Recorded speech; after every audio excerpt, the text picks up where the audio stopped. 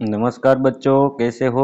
तो बाल दोस्तों, आज हम कक्षा 6 विषय हिंदी प्रथम में पुनरावर्तन 1 जो कि हमारी पाठ्य पुस्तक में पृष्ठ क्रमांक 30 पर है, उसका आज हम सॉल्यूशन करने वाले हैं बच्चों। तो शुरुआत से लेकर अंत तक इस वीडियो में आप जरूर बने रहिए।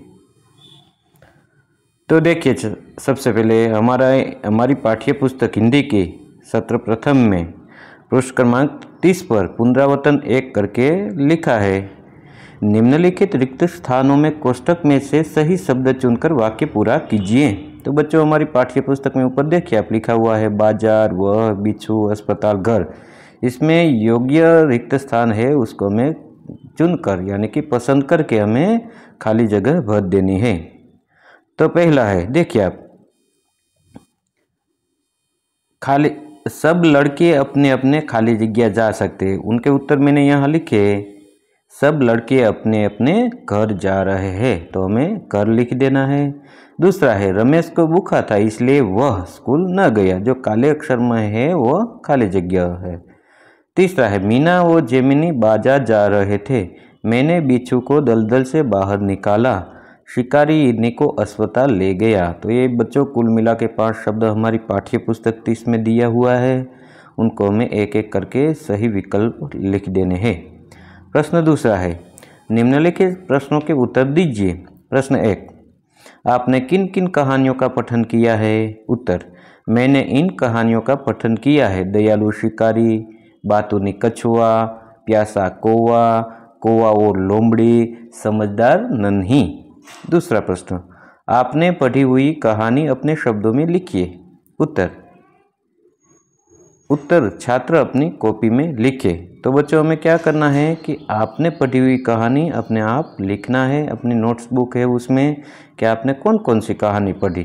मान लो कि किसी ने बंदर की कहानी सुनी होगी, शेर और चूहा की, खरगोश की, जो आपने कहानी सुनी है वो अपनी कॉपी में यानी कि नोट्स में लिखना है। तीसरा है, शिकारी ने हिरनी को कैसे बचाया।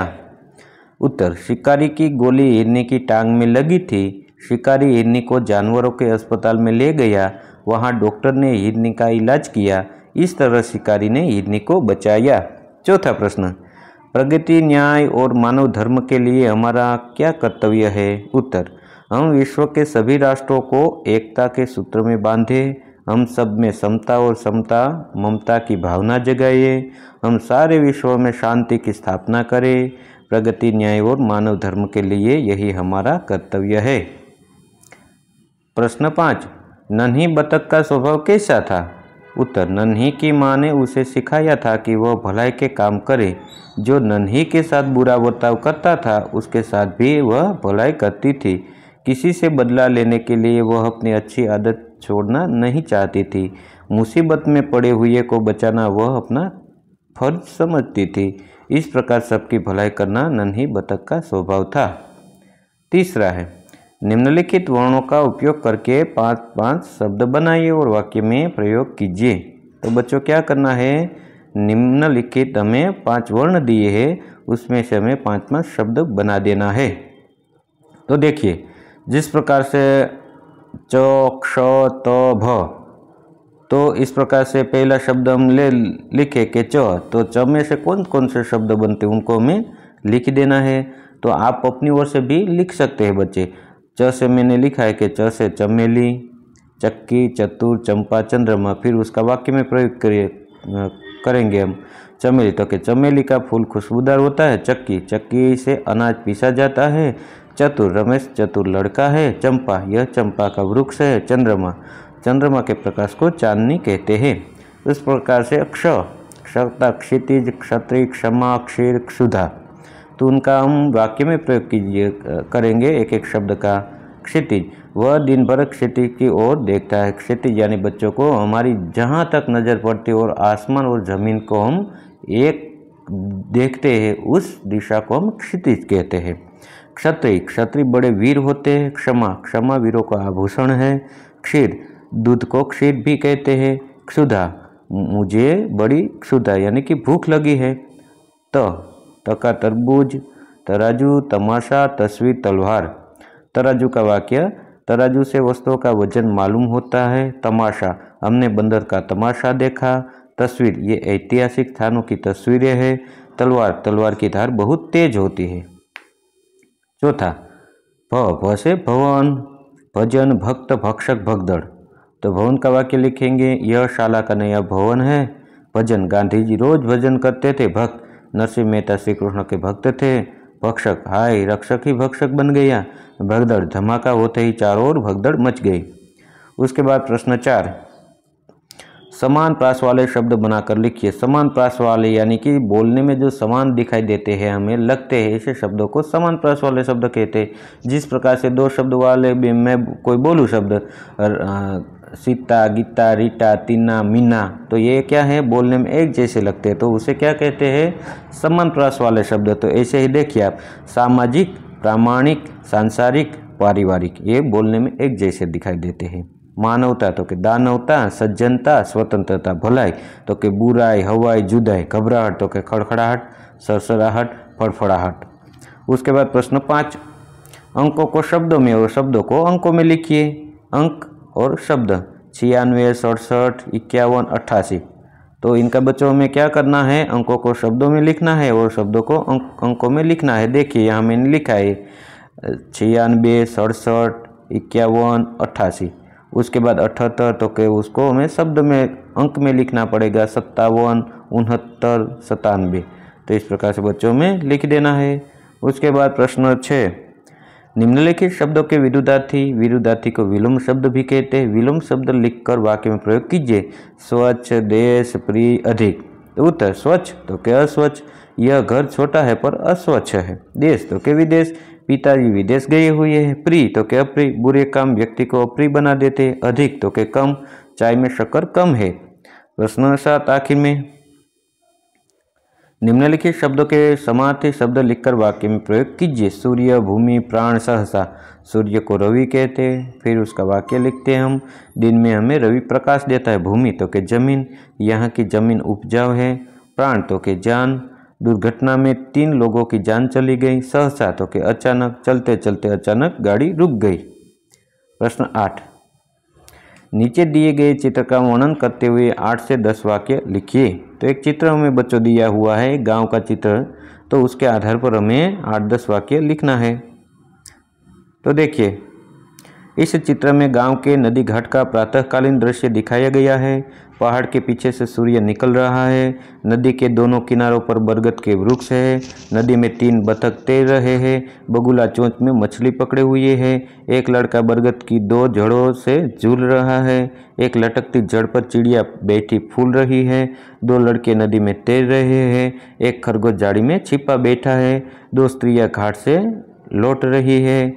एक के सिर पर 2 घड़े हैं और दूसरे के सिर पर टोकरी में धुले हुए कपड़े हैं। एक स्त्री घाट पर कपड़े धो रही है। एक मंदिर के छज्जे पर मोर बैठा है। मंदिर पर ध्वजा लहरा रही है। मंदिर के बाहर एक यात्री विश्राम कर रहा है। उसके पीछे पानी का घड़ा रखा हुआ है। दूर एक ग्वाला नदी में गाय को पानी पिला रहा है। बरगद के पेड़ पर एक पक्षी घोंसले में अंडों के पास बैठा है। नारियल के 2 पेड़ों के पास एक लड़का कागज के नाव तैरा रहा है और दूसरा लड़का हाथ से कुछ इशारा कर रहा है।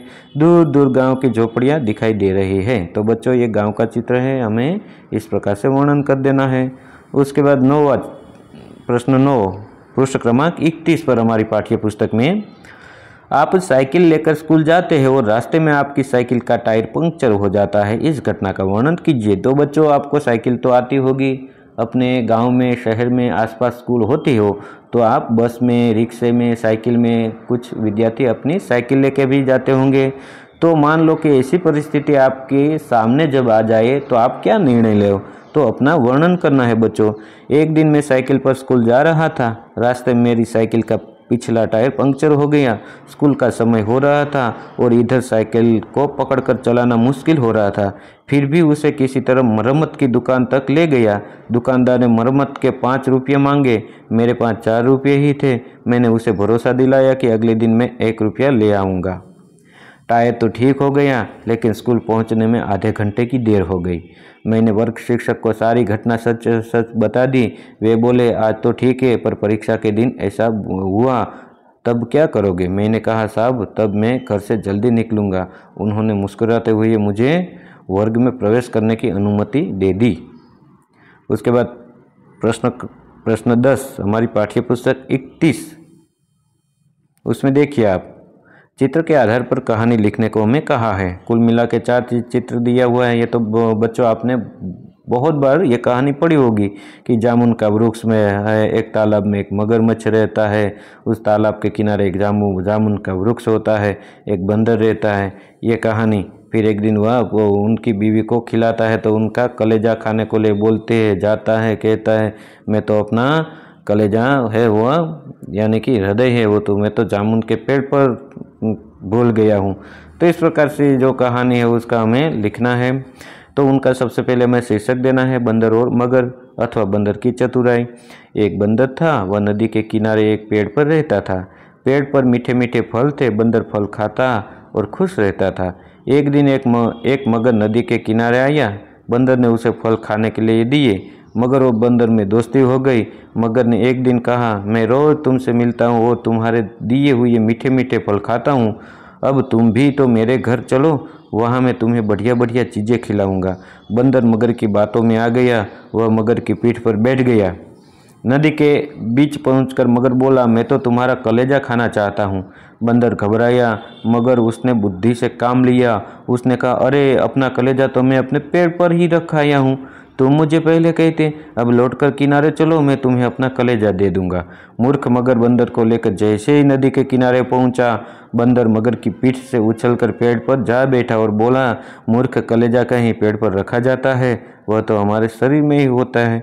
भगवान की कृपा से मैं तेरे जाल में फंसने से बच गया।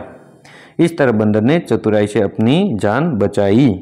तो बच्चों ये था आज का वीडियो, कक्षा 6 पुनरावर्तन 1। तो बच्चों पुनरावर्तन यानी कि फिर से पढ़ना, जो भी हम पाठ 1 से 5 पढ़े हो उसके बाद पुनरावर्तन आया यानी कि उसमें से थोड़ा बहुत हमें जो हमने क्या सीखा है उसको ठीक से हमें याद करने के लिए पुनरावर्तन 1 दिया हुआ है।